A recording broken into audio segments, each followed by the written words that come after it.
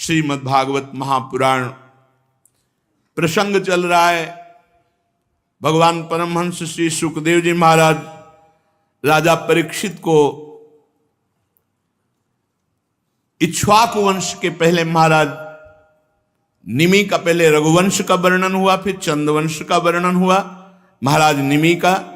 अब श्री सुखदेव जी कहते हैं महाराज पुररवा के एक पुत्र था आयु, उसके 5 लड़के हुए, नहुष, छत्रव्रत, रजि, शक्तिशाली, रंभ, अनेना।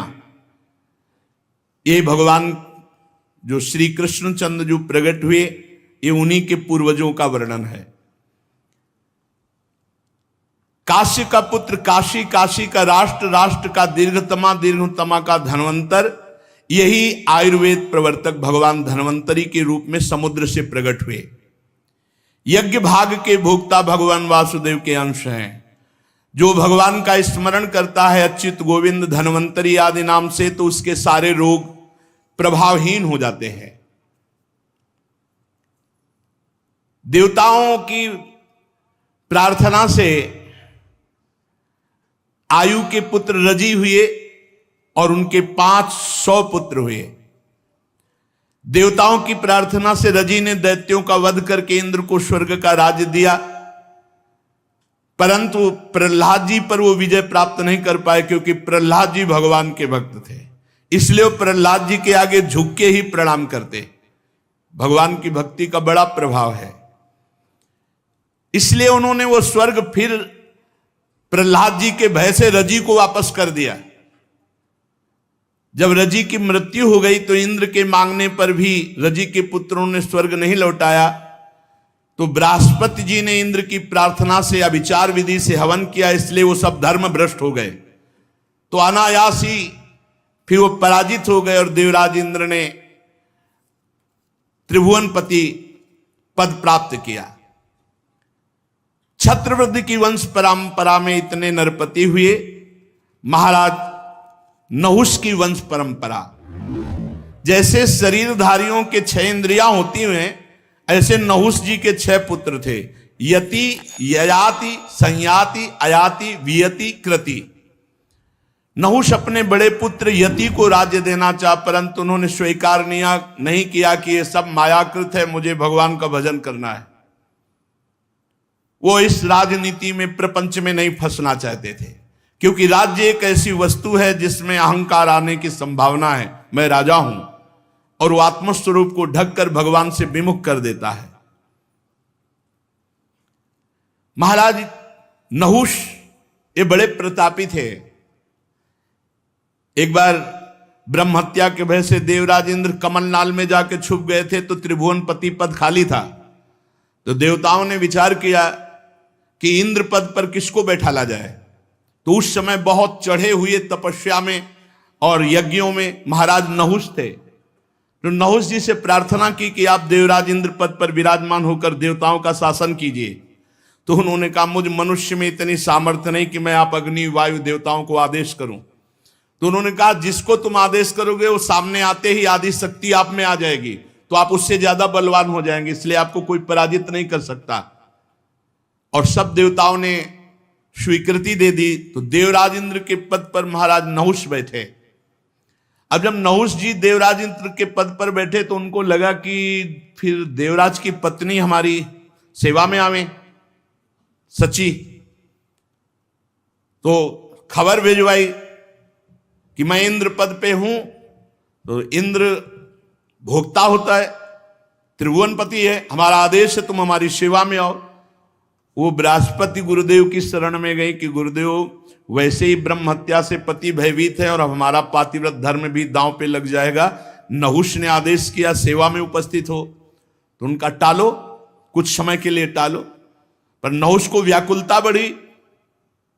फिर वो बृहस्पति जी के पास गई तो उन्होंने कहा एक बात करो, इसकी बुद्धि भ्रष्ट हो रही है, ये परिस्त्री गमन करना चाहता है, इससे पता चला इसकी बुद्धि भ्रष्ट हो रही है और इसको पतन होने का समय आ गया है। तुम इसको बोलो कि ऋषियों की पालकी में बैठ करके हमारे महल पे आओ। ऋषियों की, सप्त ऋषियों की पालकी। अब उसकी बुद्धि खराब, जो जगत बंदनी ऋषि हैं उनको पालकी में जोत दिया और आज्ञा पालन करनी पड़ेगी, क्योंकि देवराज इंद्र पद पे है और जिसको आज्ञा करेगा उसका आधा बल उसके ऊपर आ जाएगा।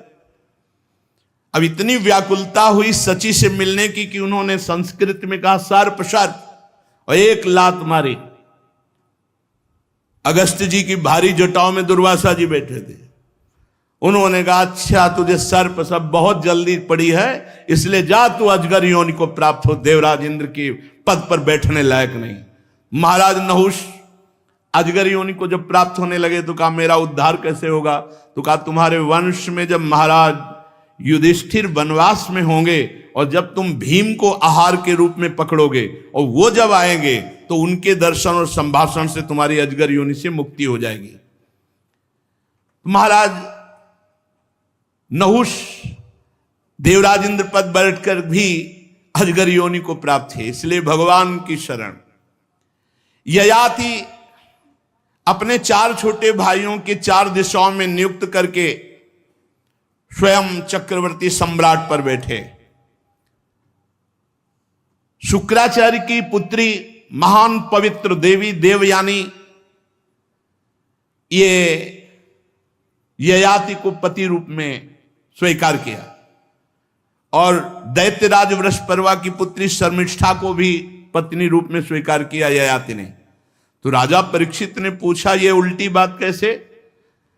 क्षत्रिय वंश में महाराज ययाति और परम पवित्र भगवान शुक्राचार्य ब्रह्म ऋषि हैं और उनकी पुत्री देवयानी है, तो देवयानी का विवाह महाराज ययाति से कैसे हो गया?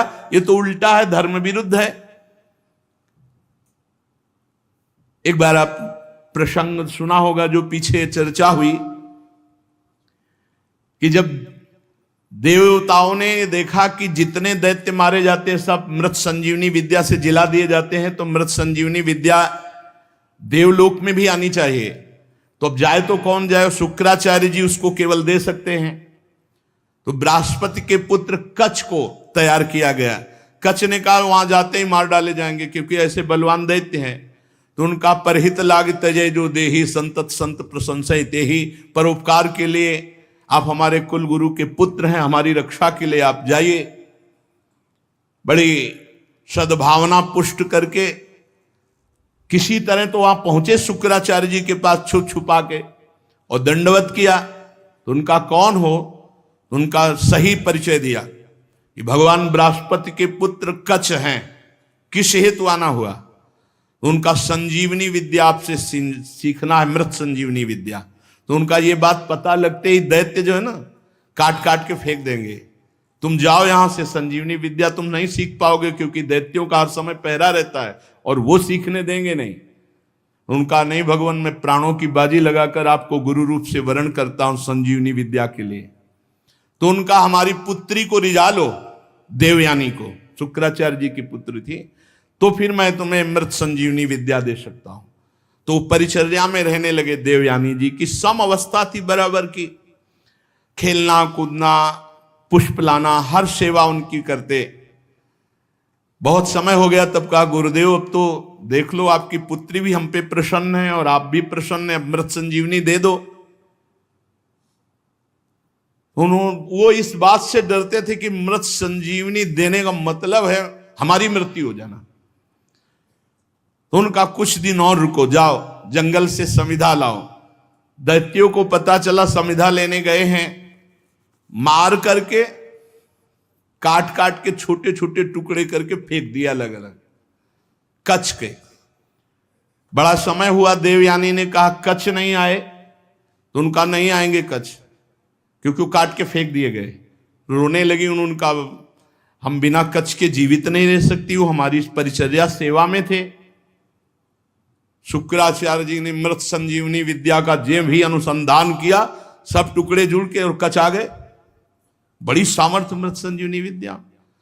कच्छ से कहा कि भाई तुम जल्दी ले विद्या और निकलो यहां से, नहीं अब कुछ उल्टा होने वाला है। दैत्यों को पता चला कि कच्छ जिंदा हो गए, तो उनका अब की ऐसा करेंगे कि गुरुजी भी समझेंगे कि कुछ।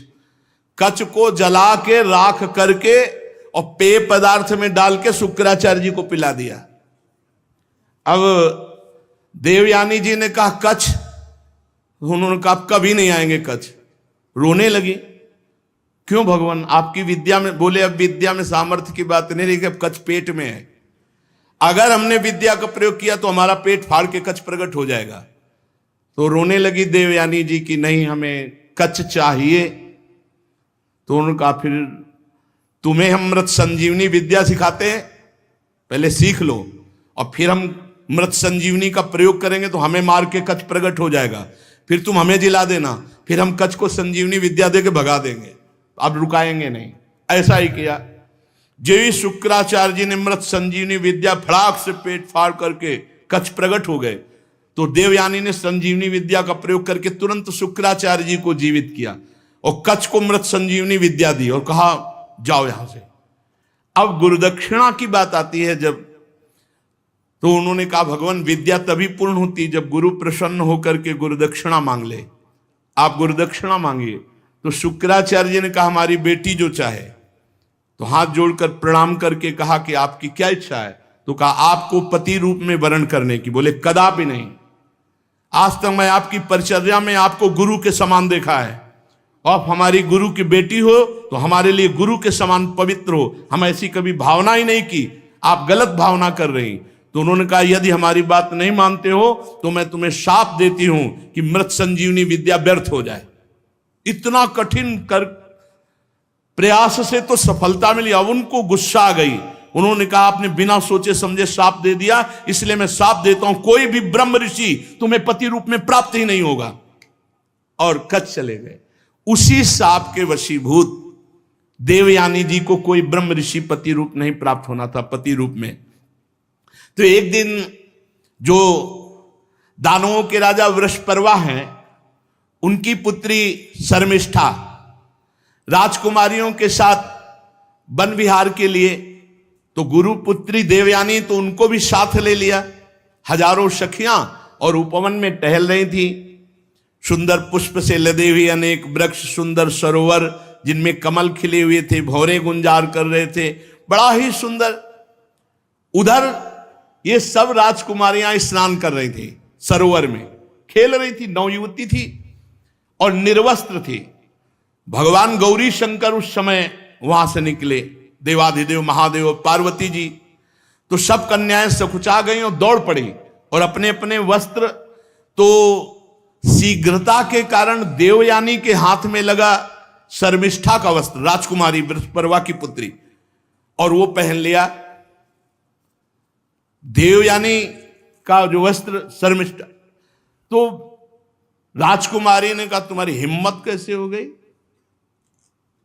हमारे उपरोहित की कन्या होकर तुम हमारी राजकुमारी, ऐसा वस्त्र कैसे तुमने धारण कर लिया? देवयानी ने कहा कि तू ज्यादा बढ़कर मत बोल, तुम हमारे वस्त्रों की अधिकारिणी नहीं। अब वहां राजकुमारी और देवयानी की बातचीत,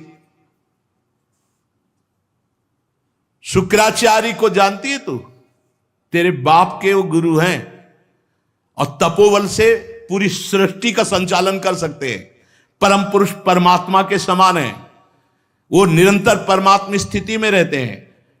बड़े बड़े लोकपाल जिनकी वंदना करते हैं, उन तपस्वी की पुत्री है। देवयानी ने कहा असुर मेरा शिष्य है, तू शिष्य की पुत्री है, हमारे कपड़ों को छोड़। जब देवयानी ने इस तरह, तो शर्मिष्ठा क्रोध से तिलमिला उठी और बहुत कड़ुआ बोलने लगी। शर्मिष्ठा की एक कड़ी बात सुनकर के देवयानी को बहुत क्रोध आया। शर्मिष्ठा ने अपनी राजकुमारियों का आदेश क्या, उठा इस गुरुपुत्री को फेंक दे कुएं में। फेंक दिया गया, वो तो राजकुमारी थी, और सब चली गई। इधर महाराज ययाति जंगल में शिकार आदि के लिए, तो प्यास लगी, तो सेवकों ने कहा कि कोई है कुएं पे, तो उनका मैं देखता हूं। तो निर्वस्त्र देवयानी थी, क्योंकि निर्वस्त्र करके फेंकवा दिया था कुएं में। तुरंत ऊपर से वस्त्र डाला और फिर निकालने की, और अपना हाथ दे करके निकाला। देवयानी बहुत ही सकुचित मुद्रा में, ययाति ने कहा देवी केवल मैं आपके निकालने के भाव से आपको निकाला है। उन्होंने कहा वीर शिरोमणे, आज तक मेरा हाथ किसी ने नहीं पकड़ा, आप सुनकर कांप जाएंगे कि मैं कौन हूं। मैं भगवान शुक्राचार्य की पुत्री देवयानी हूं। ऐसा ही हुआ, ययाति के होश उड़ गए, साफ हो जाएगा। इतने बड़े ब्रह्म ऋषि की पुत्री का स्पर्श उनका मैंने केवल निकालने के उद्देश्य से, उनका डरो मत, ये मुझे पता है कि मुझे कोई ब्रह्म ऋषि स्वीकार नहीं करेगा, क्षत्रिय राजकुमार ही स्वीकार करेगा, मुझे साफ है, इसलिए हम तुम्हें पति रूप में वरण करती हैं।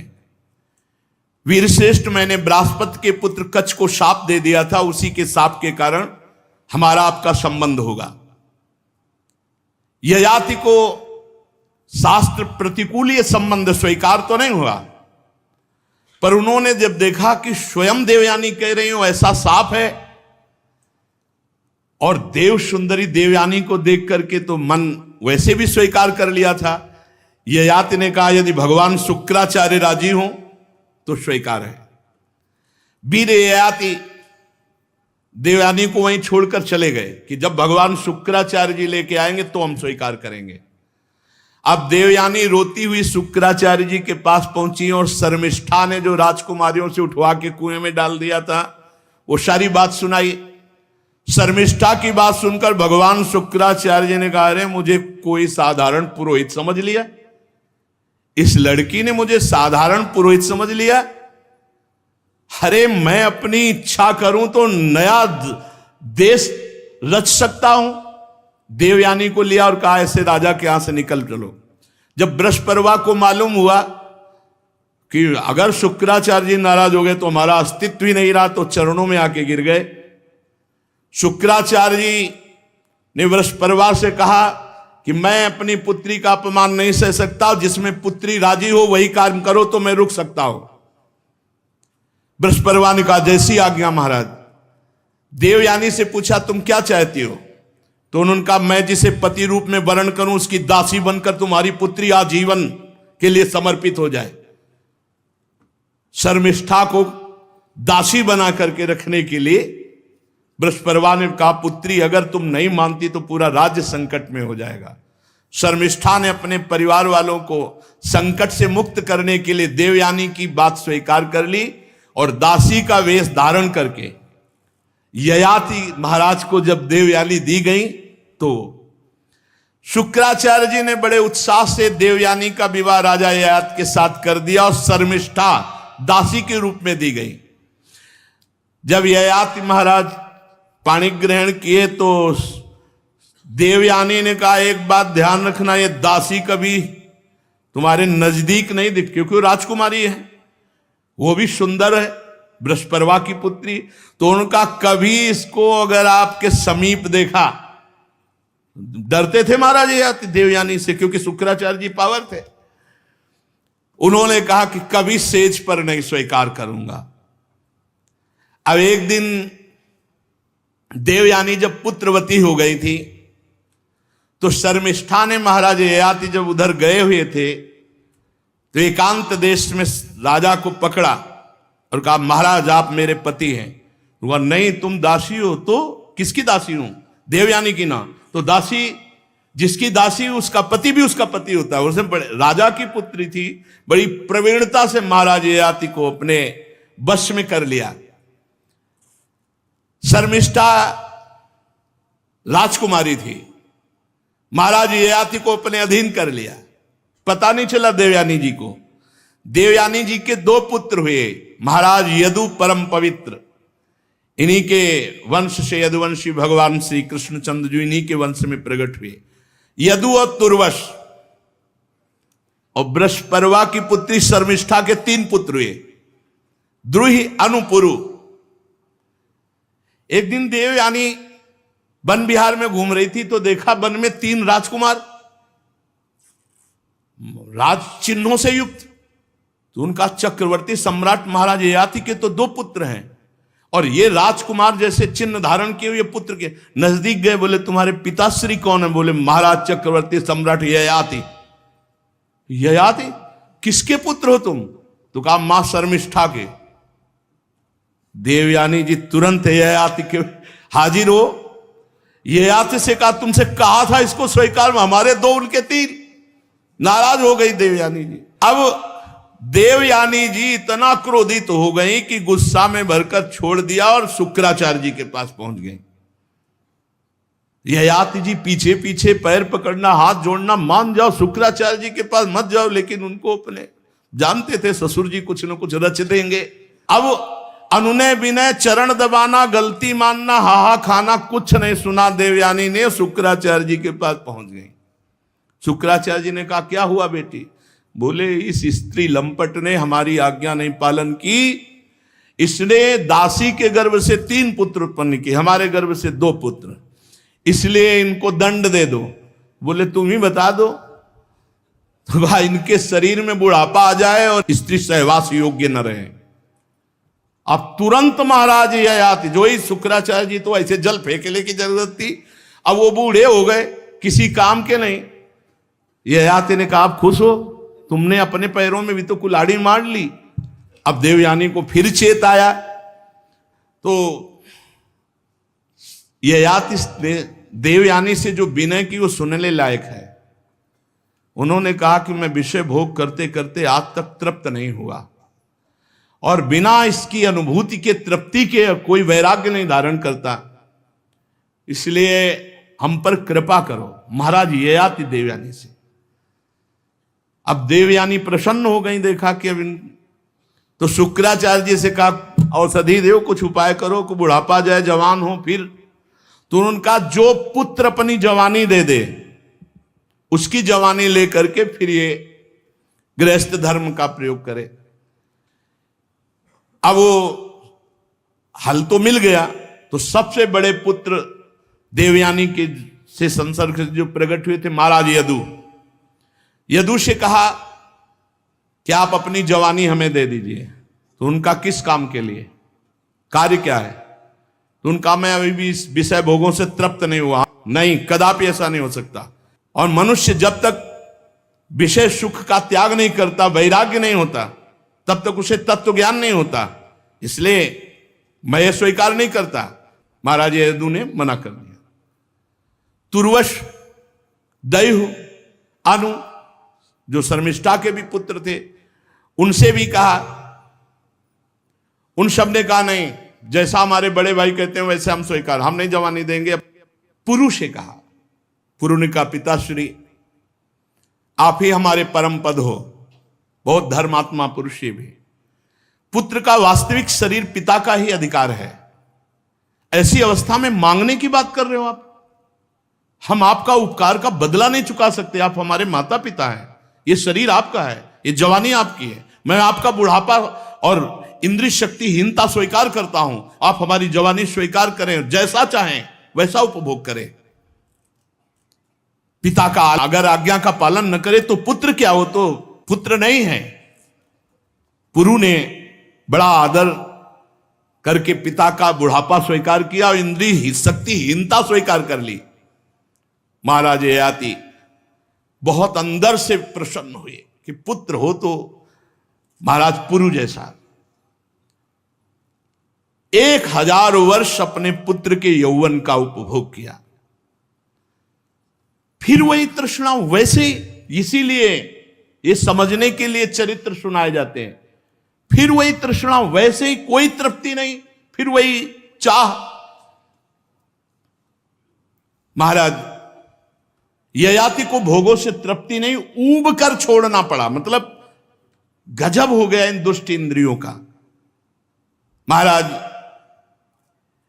जब एक दिन देखा कि मैं इतना नीच हो गया हूं कि अपने पुत्र की जवानी भोग रहा हूं, फिर भी नहीं, अब नहीं। देवयानी से कहा भृगुनंदिनी, पृथ्वी में मेरे समान कोई विषयी होगा?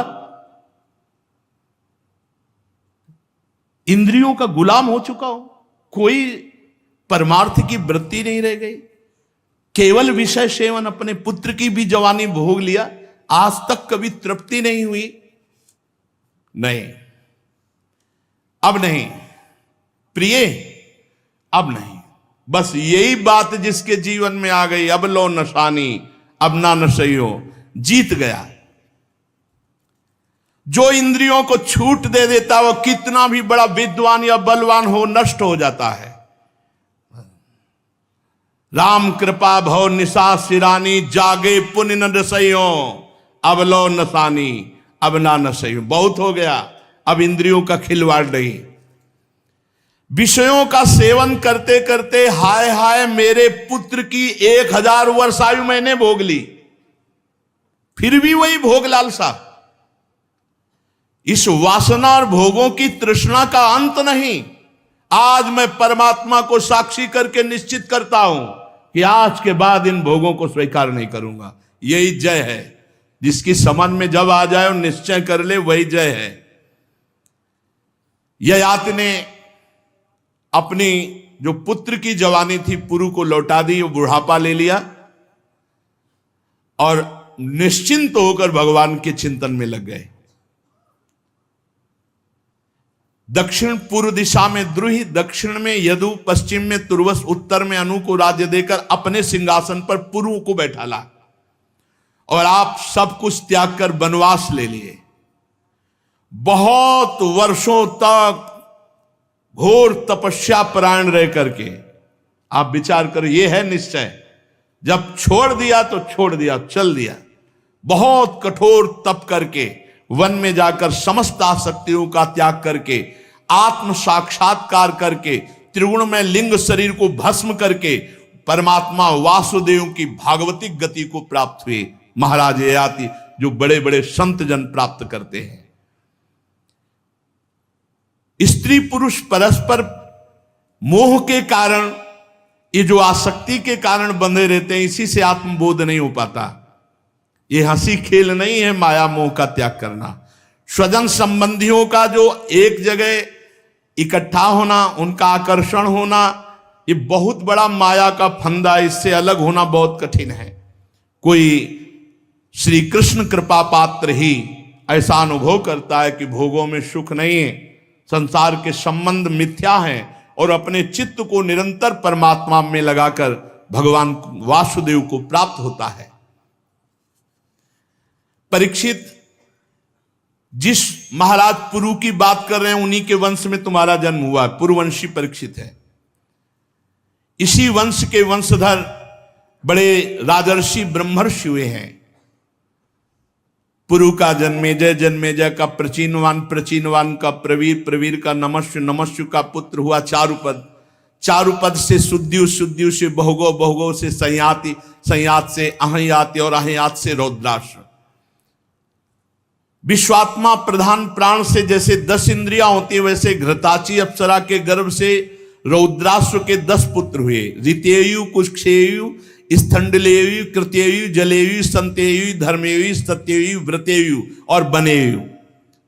परीक्षित, उन्हीं से ऋतेयु का पुत्र हुए रंतिभार। रंतिभार के 3 पुत्र हुए, सुमति, ध्रुव, अप्रतिरथ। और अप्रतिरथ का पुत्र हुआ कर्ण। कर्ण ऋषि का मेधातिथि, मेधातिथि के प्रष्कर्णवादी ब्राह्मण हुए। और सुमति का पुत्र रैभ्य, और रैभ्य के दुष्यंत हुए। एक बार महाराज दुष्यंत वन में सैनिकों के साथ शिकार खेलने के लिए गए हुए थे, तो पास में कर्ण ऋषि का आश्रम था। तो ऋषियों के आश्रम में प्रवेश होने की मर्यादा थी। कोई भी सैनिक नहीं, कोई भी अस्त्र शस्त्र नहीं, और कोई ताज नहीं और कोई पादुका नहीं। साधारण वेश में महाराज दुष्यंत 2 अंगरक्षकों के साथ, और उस समय कर्ण ऋषि आश्रम में थे नहीं। उस समय एक सुंदरी देवी, जो लक्ष्मी के समान अंग कांति वाली, जिससे पूरा आश्रम जगमगा रहा था, उसे देख करके दुष्यंत जी मोहित और घबरा गए। शकुंतला, मेनका की पुत्री। मेनका भगवान विश्वामित्र जी के संसर्ग से ये शकुंतला का प्रादुर्भाव हुआ था, जिसका कर्ण ऋषि ने पालन पोषण। और कर्ण ऋषि कहीं गए हुए थे, तो आश्रम में देवी शकुंतला को देखा, जो देवी स्वरूप है। मोहित हो गए, भयभीत हो गए। भयभीत इसलिए हो गए कि ऋषि का अपराध बन जाएगा, वो मोहित हो गए भगवान का विधान, बहुत नम्रता पूर्वक अंदर गए और हाथ जोड़कर बातचीत की, मैं कर्ण ऋषि से मिलने आया हूं, तो महाराज तो नहीं। शकुंतला को देखने से दुष्यंत जी के हृदय में भाव बदल गया। उनका देवी मैं साफ आपसे कह रहा हूं, आज तक मेरा मन कभी किसी को देखकर विकार युक्त नहीं हुआ।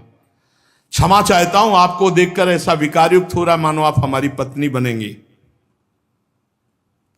तो मुस्कुराते हुए शकुंतला जी ने कहा, कमल दल के समान सुंदर नेत्र वाले, आप हमारा परिचय भी तो जानते हो। मेरे हृदय का आकर्षण आपके प्रति हो रहा है, इसका मतलब कोई दैवी विधान है, क्योंकि दोनों पवित्र हैं। मैं स्पष्ट आपसे कहना चाहता हूं कि पूर्ववंशियों का चित्त कभी अधर्म में नहीं झुक सकता, और मेरा मन तुम्हारी तरफ आकर्षित हुआ। तो शकुंतला ने कहा, मैं विश्वामित्र की पुत्री हूं, मेनका अप्सरा मेरी मां है जो मुझे छोड़कर चली गई, और मेरा पालन पोषण और मेरे साक्षी पवित्रता के महर्षि कर्ण हैं। वीर शिरोमणे, आपने पवित्र भाव से अपनी भावना व्यक्त की, इसलिए कमल नयन आप यहां बैठिए और मेरा आदर सत्कार स्वीकार कीजिए। दुष्यंत ने कहा, सुंदरी तुम कुशिक वंश में उत्पन्न हो। तो मेरा मन ठीक जगह गया, क्योंकि अधर्म की वृत्ति मेरे में कभी नहीं है। तो आप राजकन्या हो, तो आप अपने योग्य पति का वर्ण कर सकती हो। मैं चक्रवर्ती सम्राट महाराज दुष्यंत हूं। शकुंतला की वृत्ति घबराहट में तो हुई कि बिना कर्ण ऋषि के स्वीकृति कर ले और ऋषि आके शाप दे दे। शकुंतला स्वीकृति घबराहट से युक्त होकर के दी। दुष्यंत जी ने गांधर्व विधि से एकांत में पति पत्नी का भाव स्वीकार किया और राजधानी में चले आए और कहा, समय से हम तुम्हें बुलवा लेंगे। महर्षि कर्ण जब वन में आए तो शकुंतला भयभीत थी, क्योंकि दुष्यंत से सहवास हो गया था। कर्ण ऋषि ने कहा, बेटी तुम संकोच मत करो, मैंने ध्यान के द्वारा देखा है वो और कोई नहीं, चक्रवर्ती सम्राट महाराज दुष्यंत है और बड़े धर्मात्मा हैं। कुछ समय बाद महर्षि कर्ण के ही आश्रम में बालक प्रकट हुआ, विधि पूर्वक संस्कार किए गए और उसका नाम भरत हुआ। इतना बलवान था कि बड़े बड़े सिंहों को खेलता था, सिंहों के साथ खेलता था। भगवान का अंशावतार था, अमित पराक्रम था। शकुंतला जब देखा कि बहुत समय हो गया, महाराज दुष्यंत ना तो किसी सैनिक को भेजा, ना मंत्री को भेजा, ना कोई खबर।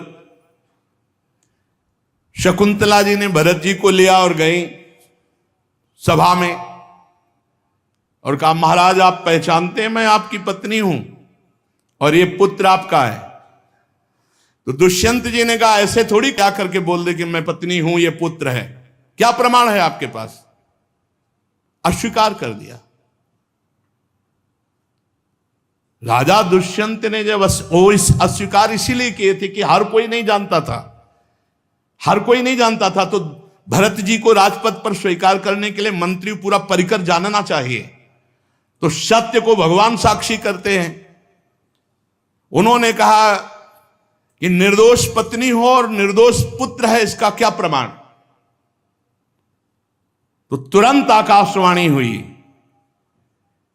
ए दुष्यंत ऐसे शब्द नहीं, ये देवी है, कोई साधारण नारी नहीं। और तुम्हें अपने पुत्र के लक्षण नहीं दिखाई दे रहे? सिंह की वत खड़ा है दरबार में। दुष्यंत अगर अब दोबारा शकुंतला का तिरस्कार किया तो यह है धर्म, धर्म इसे कहते हैं। भगवत वाणी हुई, दोबारा शब्द अवहेलना के मत बोल देना कि क्या प्रमाण कि ये पुत्र हमारा है, तुम पत्नी हमारी हो। अपने पुत्र का भरण पोषण करो, स्वीकार करो।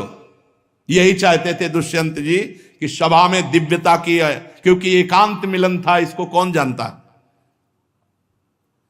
शकुंतला परम पवित्र देवी है और यह गर्भ तुम्हारा ही धारण कराया हुआ है। आकाशवाणी ने ऐसा कहा।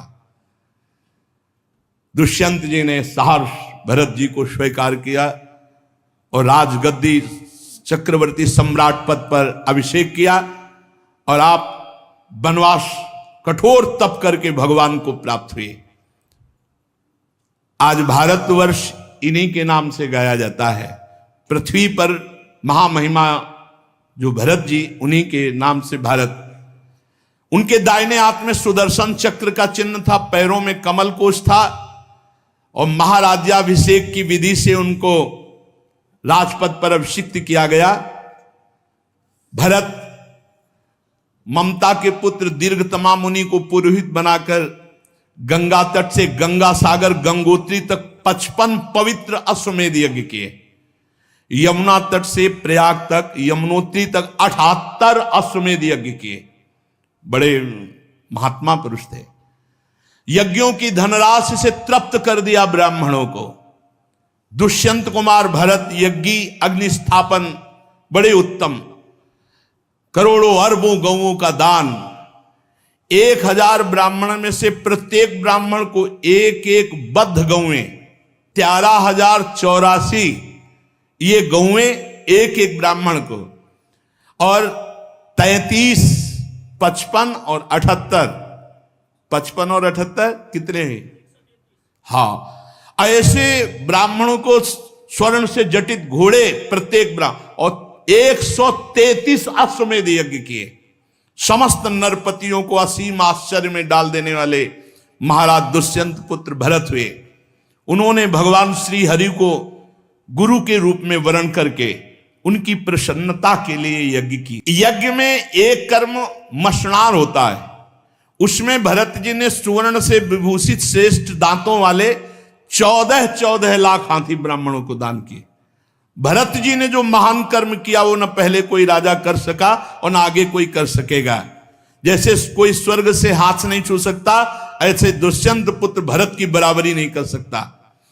भरत ने दिग्विजय के समय किरात, ऋण, यवन, अंध, कंक, खस, शक, म्लेच्छ इन सब ब्रह्मद्रोहियों को, समाज द्रोहियों के मूड़ मुड़ा कर छोड़ दिए, किसी को मार दिया, ऐसे किए।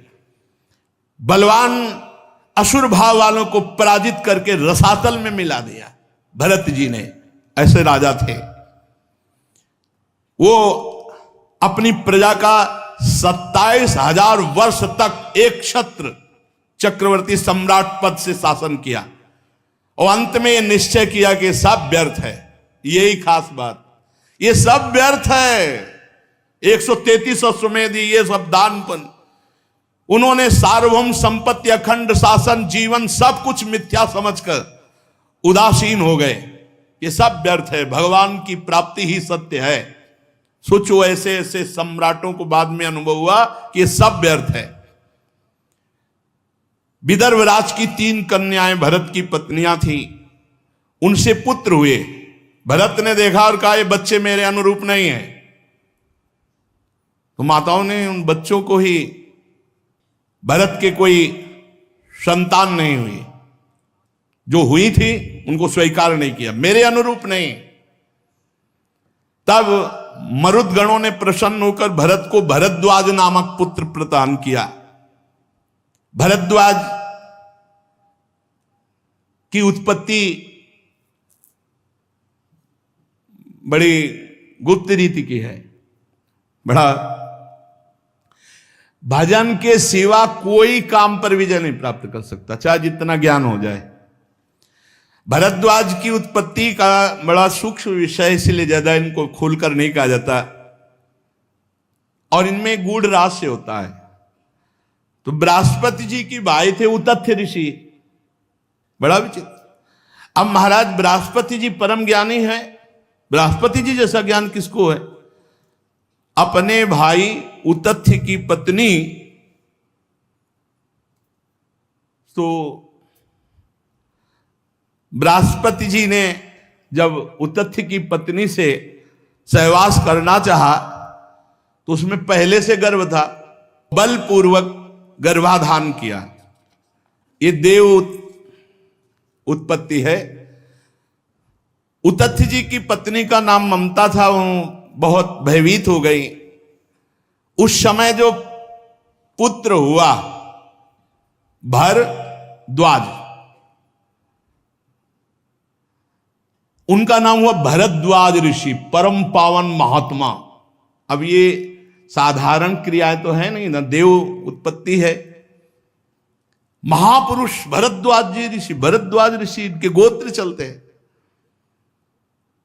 अब बृहस्पति जी ने छोड़ दिया और उतथ्य जी ने स्वीकार नहीं किया, तो उस पुत्र को मरुदगणों ने ले लिया और वो महाराज भरत को पुत्र रूप में प्रदान किया, जो भरद्वाज जी उनके पुत्र हुए। इस तरह से मरुदगणों के द्वारा पालित भरद्वाज ऋषि का भरत जी का पुत्र बनना और भारत की नींव भरत जी से, और ये महान धर्मात्मा पुरुषों के पावन चरित्र सुनकर यही निर्णय है, अगर जीवन में भजन नहीं भगवान का तो सब बेकार है, और भजन नहीं है तो ऊपर से लेके नीचे तक हाहाकार मचाए हैं ये विकार, काम, क्रोध, लोभ, मोह, मद, मत्सर। जिस बड़ों के ऊपर अपराध कौन अंगुली निर्दिष्ट करे? नहीं तो भगवान श्री राम जब बाली ने पूछा क्यों मारा छुप के, तो कहा अनुज वधु भगनी सुत नारी सुनसठ ये कन्या समचारी, इन्हीं कुदृष्टि बिलोक जोई ताई बधे कछ। बड़ी ऊंचाई से गड़बड़ी हो जाती है। सरस्वती जी प्रकट हुई, भगवान ब्रह्मा जी की बुद्धि चकरा गई। रूप सौंदर्य देखकर मरीच आदि ऋषियों ने कहा ऐसा तो अपराध मत करो महाराज, पुत्री की तरफ गलत दृष्टि। भगवान का भजन छूटा तो ब्रह्मा की भी खोपड़ी में काम अपना प्रभाव दिखा दिया, हम तो ब्रह्मा के रचे हुए हैं। अगर भगवान का भजन छूटा तो हनुमान जी महाराज कह रहे कह हनुमंत विपति प्रभु सोई, जब तो सुमिरन भजन न होई। इसलिए एकमात्र भगवान का नाम जहां से सत्संग प्रारंभ हुआ, अगर नाम पकड़े हो तो माया पर विजय प्राप्त हो जाती, नहीं तो ऊपर से नीचे तक आ ब्रह्म स्तंभ पर्यंतम सर्वम मायामयम जगत, कौन रक्षा करने वाला है भगवान के सिवा। ऐसी प्रचंड दैवी भगवान की माया है, सबको मोहित कर लेती है। इसलिए हरिश शरणम, भगवान की शरण में होकर खूब नाम जप करो। ब्रह्मा भी प्रणाम करते हैं भगवान के भक्त को, क्योंकि वो भगवान का निर्विकार भक्त परम पद का अधिकारी, जिसे ब्रह्मा भी नमस्कार करते हैं। ब्रह्मलोक तक माया का प्रभाव है। आप ब्रह्म भूलान लोकन पुनरावर्तिनो अर्जुन, एकमात्र केवल भगवान की शरण। तो भगवान की शरण में होकर खूब नाम जप करो। इन सब चरित्रों को सुनने से लगता है इतना वैभव, और बाद में कुछ नहीं, सब छोड़कर वनवास करके भगवान की प्राप्ति, तो पीछे समय काहे को बर्बाद करे। भगवान में लगो, खूब नाम जप करो, धर्म पूर्वक आचरण करो, जीवन आनंदमय हो जाएगा। और कलिकाल में बहुत जल्दी भगवत प्राप्ति होती है। अन्य युगों से महान कृपालु कलिकाल है। जो 10-10 हजार वर्ष पैर के अंगूठे केवल खड़े होकर भजन करने का फल था, वो 24 घंटे नाम कीर्तन करने से प्राप्त हो जाएगा। कलयुग समयुग आन नहीं, जो नर कर विश्वास, गाय राम गुण गण विमल, भव बिन तरह प्रयास। श्री राधा वल्लभ लाल की।